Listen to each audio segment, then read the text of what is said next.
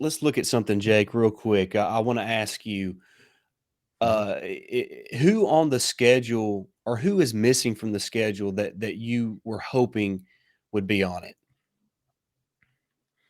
Uh, you know, I kind of like it's not really a rivalry per se, but just having just playing Jimbo and A&M because especially what Jimbo has said, recently. I know we get to play him this year, um, but still, not being able to have that game every single year, I think it's going to, I was surprised about it, but overall, just this new schedule, how it's going to be laid out, you're going to be seeing everybody every other year. Besides your 3 permanent opponents, you'll be seeing them every year.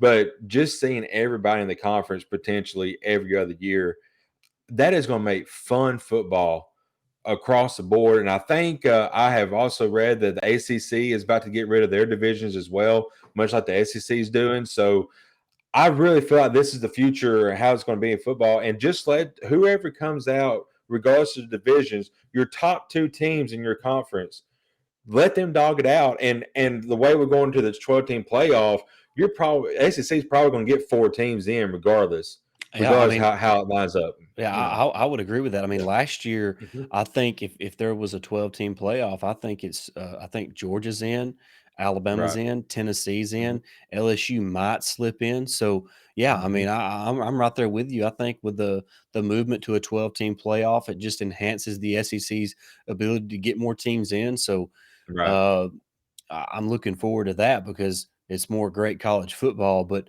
um, Yep.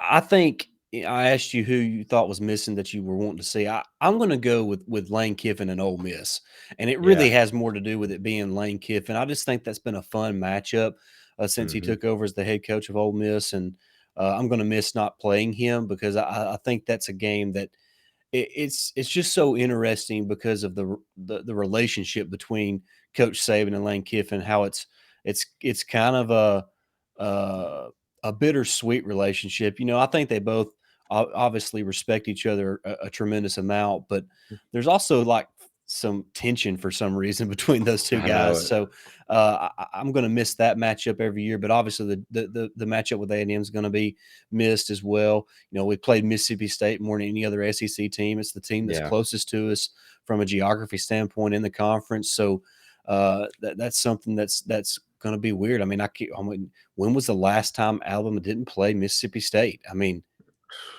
Yeah, it's been I mean, it had to be probably probably the 50s.